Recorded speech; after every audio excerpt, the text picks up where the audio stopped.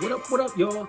It's another Saturday, another episode of the W.E.S.T podcast. I am your host, Mots, and we're going to get into everything wrestling this week and some sports on the West Coast here. As you guys know, or may not know, it is SummerSlam weekend, WWE's biggest party of the summer. It's one of their big pay-per-views. It is 2 nights this year. It used to just be 1 night. Now it's 2. In case you don't know about SummerSlam, how big it is, if WrestleMania is like WWE Super Bowl, SummerSlam would kind of like be the NBA's in-season tournament. So it's a big deal, but not the biggest deal. And there's a lot to be, there's a lot to cover there. And I will bring you a full review next week of what my thoughts were on it and how it went. Night 1, the main event, is going to be CM Punk taking on Gunther for the World Heavyweight Championship. Night 2 is going to be Cody Rhodes versus John Cena for the WWE Championship. And that's going to be something because there's new developments in that match, and I will get to that soon. But first, let's get into the big news of the week. The big story of the week was this. Okay, AEW moved Collision, which is normally on Saturdays. It wasn't on last Saturday. It's normally what we start off with when I do Living Their Best Week. It was actually on Thursday, and this was what I think was a move to avoid being on Saturday, which is the same time as SummerSlam would be on. So I think they want as many eyes on Collision as possible and not to be taken away from by SummerSlam. So that was Collision, which was good, and we'll get to that in a little bit. And Jim Ross, in a recent interview, revealed why Stone Cold rejected a match with Hulk Hogan at WrestleMania X8. In a recent interview, Jim Ross said that Stone Cold felt that he didn't have chemistry with Hulk Hogan and the match wouldn't be good, let alone great. And Jim Ross said that Stone Cold had a high standard when it came to his, big matches, especially, pay-per-views, premium live events, or what you call it. And he said that he told Jim Ross that he didn't feel that he and Hogan had the chemistry to pull off even a good match, much less a great match. Their styles didn't match up in the ring. Like what they do in the ring probably wouldn't look too good, Stone Cold felt. So he rejected that match, which ultimately became The Rock versus Hulk Hogan at WrestleMania X8. And inadvertently, he ended up wrestling Scott Hall in that match at WrestleMania, which became actually one of the more forgetful matches. Everybody remembers The Rock and Hulk Hogan. So that decision, I don't think, aged well for Stone Cold. So he wasn't living his best WrestleMania back then, but it's time to see which show is. All right. So this is the part of the show where I try and break down for you what's going on in the world of wrestling and the different promotions. You got WWE, AEW, TNA, NXT. So we're going to go through, because wrestling is on, except for this week, Saturday through Sunday, and we're just going to give you what makes the biggest sense, or what you need to know, which is the main event. And normally that's the last 15 minutes to half hour of the show. So without further ado, we're going to start out with Collision, even though it's supposed to be on Saturday, because we normally start on Saturday. It was on Thursday, and Kyle Fletcher defeated Dustin Rhodes for the TNT title. And this is kind of big because Dustin Rhodes literally just won the title maybe a week and a half ago. And they're trying to push Kyle Fletcher, I know, because he's one of the rising stars in AEW. So Kyle Fletcher, leveled up, new TNT champion. On Monday night, you have, oh, by the way, normally Collision is on Saturdays on TNT at 5 p.m. Then you have Monday Night Raw, which is now on Netflix at 5 p.m. And the main event, Jey Uso defeated Bronson Reed by disqualification because his partner Braun Breaker interfered. So after the match, Bronson Reed and Braun Breaker, of course, jumped Jey Uso because they're opponents at SummerSlam coming up. And Roman Reigns comes out to try and help Jey, but unfortunately this time Bronson, the Bronze, got the best of Jey and Roman. And Bronson Reed ended up taking Roman's Jordans as kind of a trophy. But yeah, so Bronson Reed and Braun Breaker got the best of Jey Uso and Roman Reigns. So we're going to see what happens when they go head-to-head or in a tag team match this weekend at SummerSlam. So Tuesdays, NXT is on the CW. It's always free at 5 o'clock. You had the North American champion, All Ego, Ethan Page, taking on Santino Marella from TNA. So this is kind of a match with high stakes because what's happening, or what has happened, is the TNA Heavyweight Championship and the Women's Knockout World Title have been won by TNA stars. Not TNA, but NXT stars. So you have TNA championships being held by NXT stars, which leaves TNA without a TNA star as a champion. Santino tried to win the North American title, which is an NXT title, to bring it back to TNA to kind of, get back. But Santino, of course, is up there in years. But he still got moves. He still got the Cobra. But unfortunately, Ethan Page was able to beat him and defend his North American title. Now, it's Wednesday, and you know what that means. AEW Dynamite. Wednesdays on TBS at 5 p.m. You had, two main events, and I'll explain. You had, the main event was Mark Briscoe defeating Ricochet, and afterwards, he called out MJF because he's still really, really, really heated and salty over MJF mentioning his deceased brother, Jay Briscoe. And he's been wanting to get at MJF, for the longest time. And MJF came out and sneak attacked Mark Briscoe. And he was beating the crap out of Mark Briscoe until out comes Hangman Adam Page, who we're going to get double back to. Hangman really didn't get involved. He just caused enough of a distraction for Mark Briscoe to recover and get the drop on MJF. And so basically the match was announced that next week on Dynamite, it will be MJF versus Mark Briscoe. But during the show, AEW was smart because they actually buried the main event in smack dab in the middle of the show, which was the rematch for the AEW World Heavyweight title. It was Hangman defending the title against Jon Moxley with everyone banned from ringside, supposedly. That didn't help, or that didn't hold up because security was around the ring and around the doors. But the Death Riders, Wheeler Yuta and Claudio, managed to come in through the crowd and cause enough of a distraction for Mina Shafir to slide Jon Moxley the AEW title belt. And Jon Moxley did clock Hangman with the belt, but Hangman kicked out. And he ended up beating Jon Moxley clean with 2 buckshot lariats and his backdrop move. So Hangman, shouts out to you. And ultimately Darby Allin came out to take out the Death Riders so they wouldn't actually get involved in the match or afterwards. So that's pretty cool. I like that. And Thursdays you have TNA on Access TV at 5 p.m. What was supposed to be a 6-man tag turned into a regular tag match. It was supposed to be The System versus Trick Williams and First Class. But AJ's partner, Casey Navarro, went to the trainer's office before or at the show's beginning, and they took a look at his leg, because apparently there was something going on with his leg, and told him he wasn't cleared to wrestle.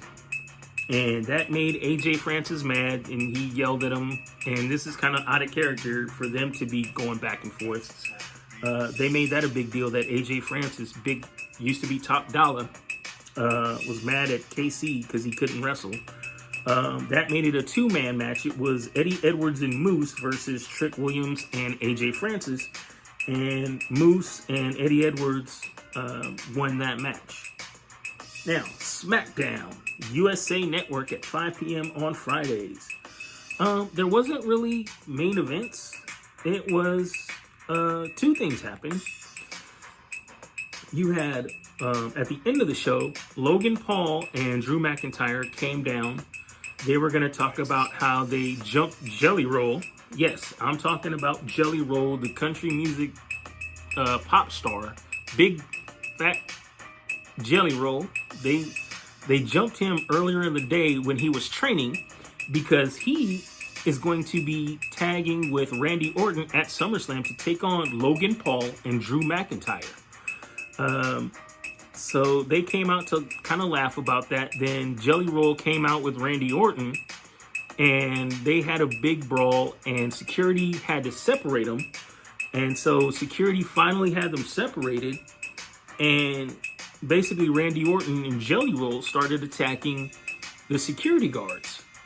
And the last security guard that was left in the ring, Randy Orton said, "Get him," to Jelly Roll, and Jelly Roll chokeslammed the dude. So Jelly Roll is really doing this for real.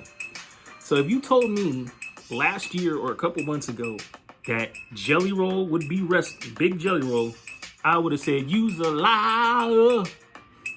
But he's been training, and apparently he's got some, he's given Big Boss Man Abyss kind of vibes. And the reason why I say Abyss is because Chris Park, who was Abyss in TNA, like he's a big monstrous looking dude, he has been training Jelly Roll because they're about the same size. And Jelly Roll, to his credit, has lost a lot of weight for the match. So that's going to be interesting to see this weekend at SummerSlam. Logan Paul and Drew McIntyre versus Jelly Roll and Randy Orton. Okay, so that leaves one question. Who is living their best week? And I want to say it's going to be AEW Dynamite because they have so much star power. Their roster is very top heavy with talent that they can bury the actual main event in the middle of the show and push up, or I should say give another wrestler a push like Mark Briscoe, which I'm liking what they're doing with him. So AEW, you are. And when we come back, we're going to have Mott Sports West. We're going to see what you watching, and we're going to talk about some food and travel.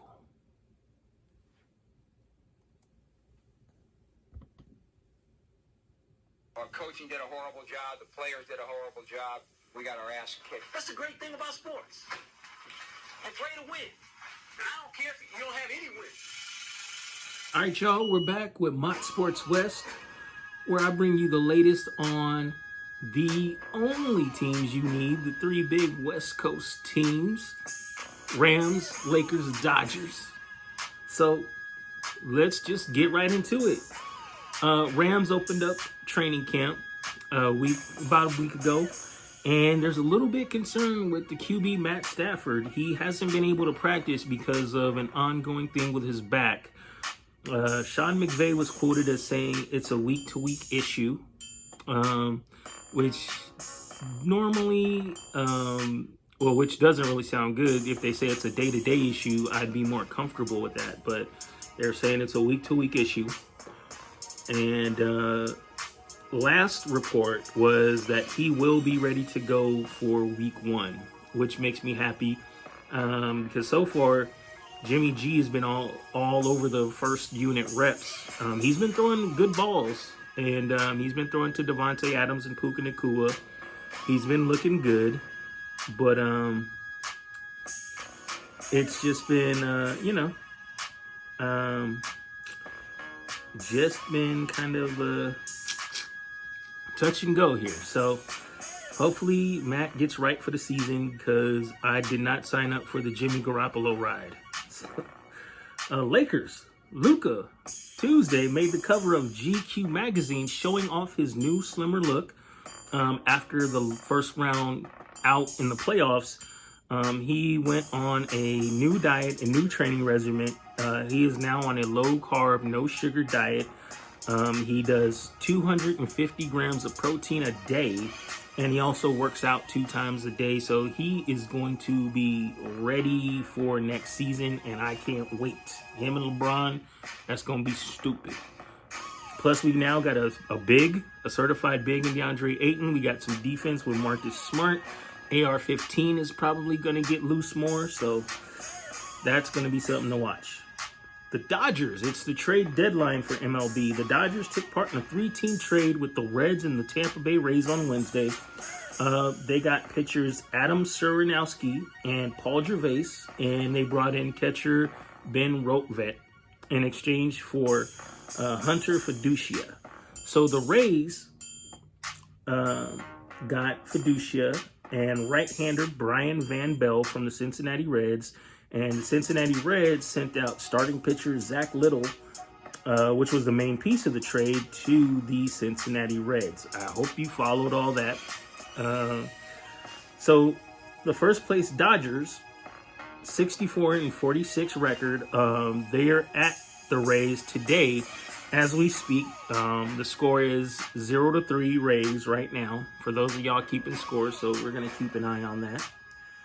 And what I want to keep an eye on is what you watching.